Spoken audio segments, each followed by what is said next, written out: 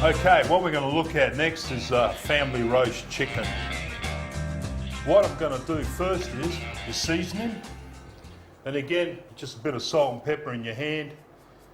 And you can do a sprinkle if you like, all over it nicely. And I'll often put some salt inside the chicken itself in the cavities. But this is a simple roast chicken. If you've got no string at all, what we use out bush is pandanus reed, which I've split through.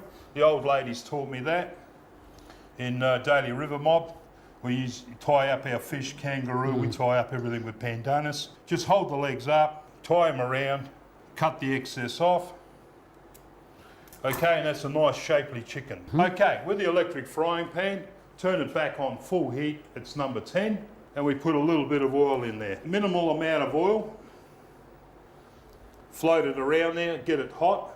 I'm going to put rough chopped vegetables into the pan first. Celery, onions and carrots. Just in the middle there. And what that is for is to rest the chicken straight on top. So the chicken's not frying on the bottom of the pan. Okay, the other thing with the vegetables is when you're going to make a gravy, you can use the flavour from the vegetables and the juices and everything. It gives it a nice taste. A little bit of oil, use your hand so you can see, maybe a tablespoon, and just baste that chicken nicely over there.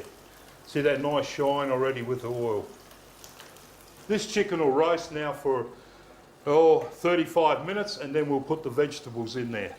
The vegetables are already prepared. The longer it's cooking, the bigger the cut it is. We're going to use some pumpkin, carrots, potatoes, and at the end I'm going to put some broccoli in there just to reheat, so you got all the veg there. Anyway, we'll wait for 35 minutes and then we'll start putting our vegetables in. Okay, now it's time to check the chicken. Look at that, it's starting to get nice and brown. Yep. You need to take a spoon, and most important for a good roast chicken is to baste it with the oil over the top. You can baste it quite a few times during the cooking process. It doesn't hurt. The more you baste it, the more crispier it gets and nice and brown. Now it's time to put the vegetables in. Cut them into smaller type bits. They also cook faster. Give the pan a little bit of a shake. You can put a little bit more oil over your vegetables, just a trickle, so they're not so dry as they're cooking. And the lid back on. That'll take another 25 minutes and the chicken will be ready. Okay, time's up and I think the chicken is ready, so we're going to remove the chicken from the frying pan as well as the vegetables, and we're going to make a gravy. Give the chicken a little shake. Turn the frying pan down to low. Beautiful. Look at that chicken. Give it a last minute's baste. Put it on the plate.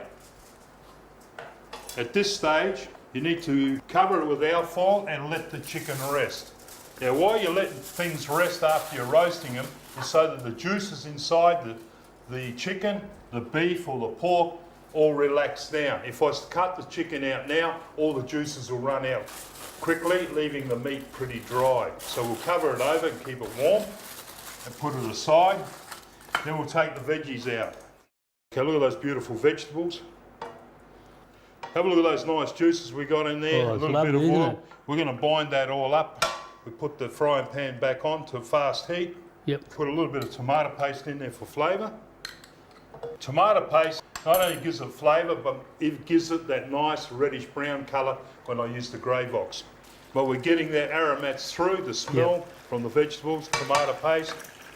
Okay, you got that reddish brown colour now in the pan. A little bit more water, we might need some more.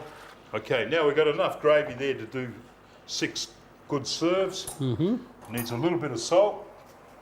And my old favourite here, Maggi seasoning. Just a few drops in there to bring it up. And then all we need is a couple of teaspoons Gravox.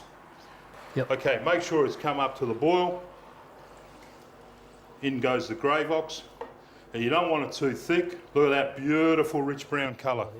Turn him down low to keep him warm. Then we'll get on to carving the chicken. Take off my pandanus reed. Okay, we'll portion this in 4s. Okay, leg can be removed. What you normally do is cut the leg in two, then you go with the breast, and the breast can come straight off. Look at that. Put the knife through the joint and take the other leg off. Okay, the other breast comes off easy. Okay, that's how it should look. Pretty well all the meat off the bone when you're portioning it. And the other thing I've got ready cooked and warmed up is some nice broccoli. Normally in the communities when I make this, I leave the veggies in there too because they like it.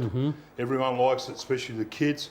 And just pour it over the chicken nicely.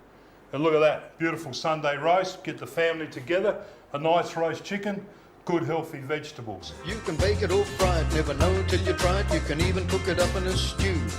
Just roll them in the flour and fry them on the stove, or chuck them in the fire and cook them on the coals. Serve with rice and a panic in the tea, some chips and salad, any way will do.